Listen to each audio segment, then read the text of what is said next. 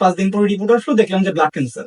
Head doctor উনি বললো যে ওনাকে বাঁচিয়ে রাখলেও আপনার মানে খুব কম সময় পাবেন, বড় জোর 1 মাস সময় পেতে পারেন। আমার কন্ডিশন তখন খুব খারাপ ছিল, মানে বলার মতো না।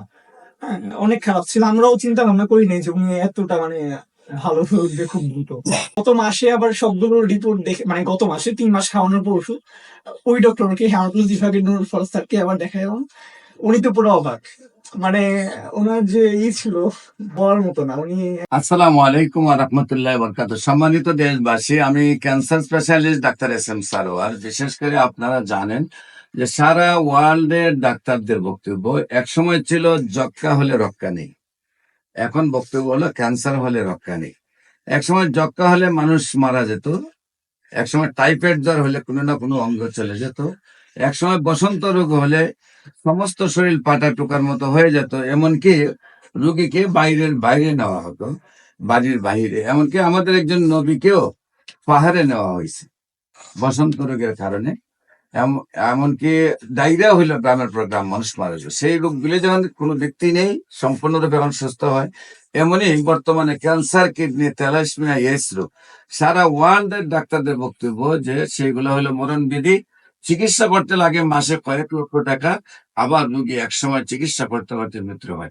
এমনই একজন আহ মৃত্যুকে যিনি বিজয় লাভ করেছেন, মৃত্যুঞ্জয়ী সেই ব্যক্তি আমাদের সামনে বসা, ব্লাড ক্যান্সার রোগী। আপনারা জানেন ব্লাড ক্যান্সার হওয়া মানেই তাকে প্রতি মাসে 10 ব্যাগ, 15 ব্যাগ, 20 ব্যাগ পর্যন্ত রক্ত দিতে হয়। 1 দিন 2 দিন পর রক্ত দিতে হয়, 3 দিন 4 দিন পর রক্ত দিতে হয়, এমন একটি অবস্থা হয়ে যায়।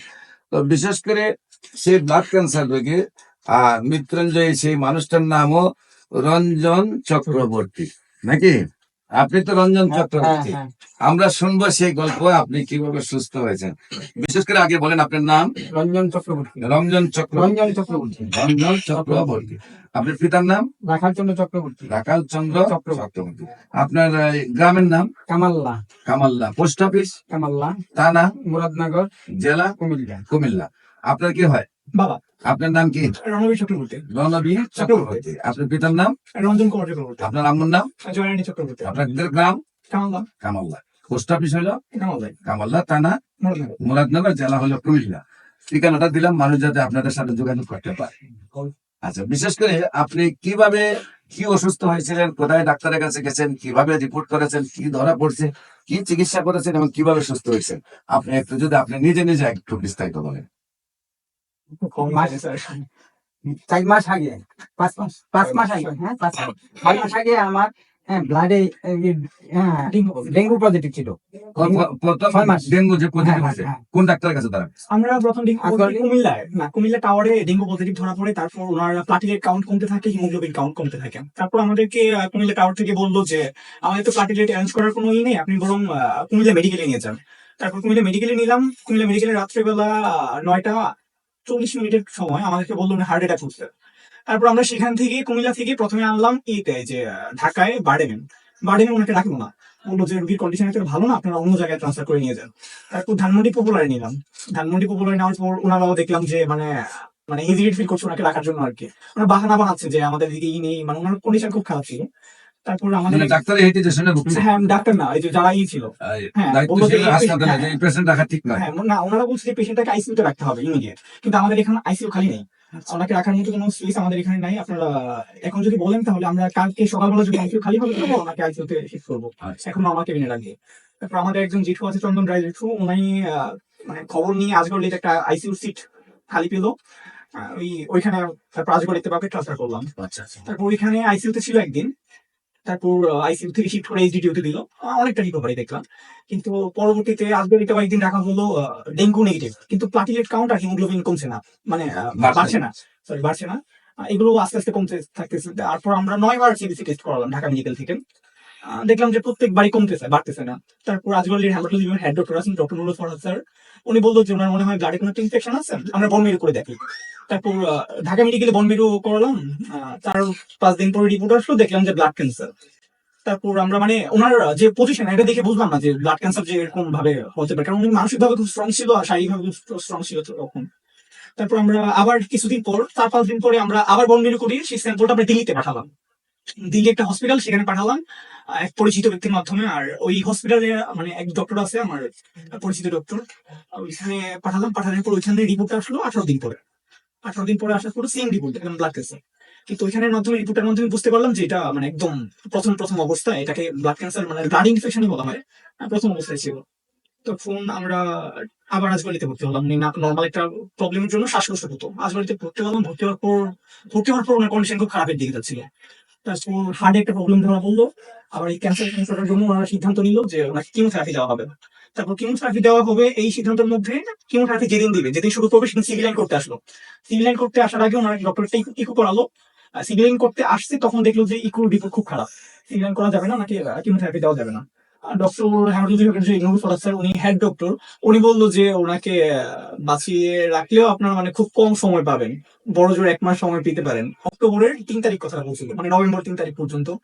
তারপর আমাদের যেটু খুব আপনার সন্ধান নিল, ডাক্তার বলে কি আপনার সর্বোচ্চ মানে 1 মাস বাঁচবে? হ্যাঁ মানে কে 1 মাস বললো? বাজাতে কোন ডাক্তার?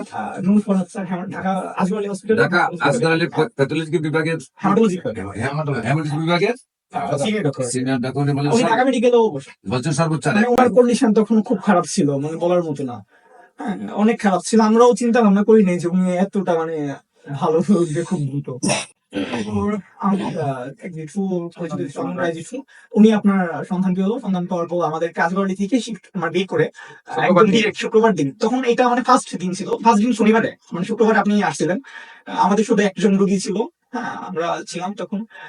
সুজিত দাদার মাধ্যমে আপনার হলো। তারপর আস্তে আস্তে গত ওই মাস থেকেই যখন ওষুধ আস্তে আস্তে খাচ্ছিল, ওনার প্রথম প্রথম খুব অসুবিধা হচ্ছিল ওষুধটা খেতে, মানে জিভা একদম জ্বালাপোড়া করছিল। তারপর মানে আমরা অনেক পানি দিয়েও খাওয়াইছিলাম ওনাকে ওষুধগুলো আস্তে আস্তে। তো পরবর্তীতে দেখলাম যে আস্তে আস্তে রিকভারির দিকে, প্রত্যেক মাসে দেখলাম সিডিসি রিপোর্ট, তারপর সবকিছু রিকভারির দিকে। তো গত মাসে আবার সবগুলোর রিপোর্ট দেখে, মানে গত মাসে 3 মাস খাওয়ানোর পর ওষুধ, ওই ডক্টরকে, হেমাটোলজি বিভাগের নুরুল ফরাজ স্যারকে আবার দেখালাম। উনি তো পুরো অবাক, মানে ওনার যে ছিল বলার মতো না। উনি একদম বলতেছে যে ওনাকে বলছেন যে স্যারের কাছে তুমি পাঠাই। হ্যাঁ হ্যাঁ, উনি আরে ও তো ওই দিনই আমাদেরকে, পরবর্তীতে এক পেশেন্ট গেল ওনার কাছে, উনি বলল, আব্দুল্লাহ হাসপাতাল হ্যাঁ না? Doctor Nurul Faraz sir, doctor Nurul Farhad. হ্যাঁ উনি অনেক অনেক আমাদের অনেক উপকার করছে, অনেক সাপোর্ট করছে। হ্যাঁ, কিন্তু ওই সময় একটু ভয়ে লেগে গেছিল যখন উনি হাল ছেড়ে দিয়েছিল। অবশ্য এই আর কি।